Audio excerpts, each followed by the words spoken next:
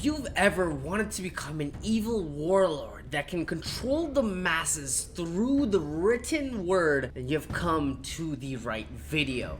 Because today in this video, I'm going to teach you the art of copywriting.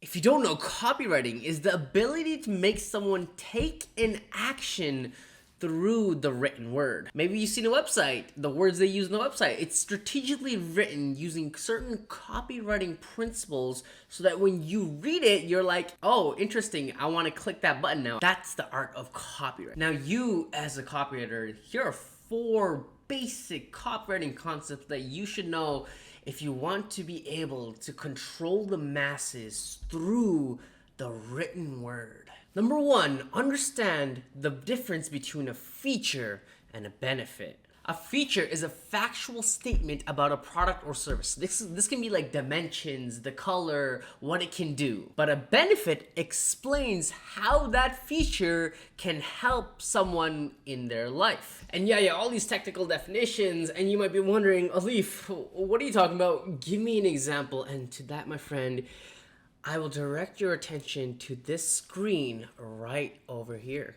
Here's some examples of a feature versus a benefit. Feature: this laptop has a 12-hour battery life. Benefit is work all day without worrying about finding an outlet. Now let me ask you this. Which one sounds more seductive to you? Which one would sell you more?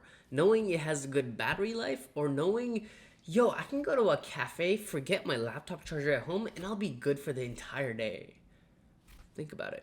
Let me show you another example. Our app has end-to-end encryption. Or what the hell does that mean, and why is it important to me? Well, your messages will stay private and only you, the recipient, can read them. Oh, interesting. So it's private. That's what this complicated word of encryption, end-to-end encryption means.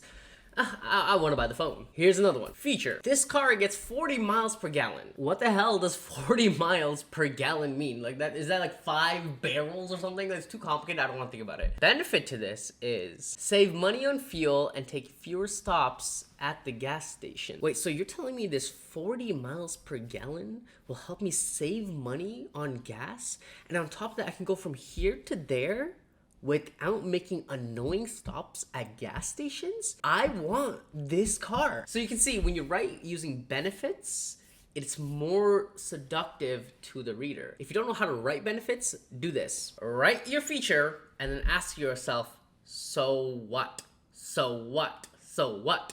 In this case, if the car gets 40 miles per gallon, ask yourself, so what? Why is it important? So what? So what? Eventually you'll realize, oh, you can save money on fuel and you won't have to make as many stops at gas stations. Principle number 2. Now, before I get into it, I want you to come closer. Just come closer. I want you to listen to these sentences and you tell me which one is more seductive. Our productivity software features advanced automation capabilities. We've integrated the latest AI algorithms to handle repetitive tasks efficiently. This is part of our ongoing mission to innovate. Now listen to this. Imagine finishing your workday with time to spare. With our productivity software, you can automate tedious tasks and get back to what you love. You'll wonder how you ever managed without it. Now you tell me which one sounds way more seductive. You see, the difference between the first and the second sentence is that the second sentence spoke in you language, while the first one spoke in me. Here's the truth. When you're copywriting, when you're writing copy, no one cares about you. They only care about what you can do for them. And you need to appeal to that principle when you're writing and you're trying to sound very persuasive to the other person. So you'll notice here, me orientated, our productive software features blah, blah, blah. We've integrated the latest AI algorithms. This is part of our ongoing mission. We don't give a crap about you. But here, imagine finishing your workday with time to spare. With our software, you can automate tedious tasks and get back to what you love. You'll wonder how you ever imagined life without it. So this is what I want you to keep in mind. For every time you mention a we or a me or an us or an our, mention 3 yous. And if you can do that, your copy is gonna sound so much more persuasive. All right, principle number 3. Before I get into that, let me ask you a question here, okay? Imagine I started this YouTube video off and I was like, hey guys, what's going on? Today I'll be showing all of you how to make a really good Word, email, blah, blah, blah.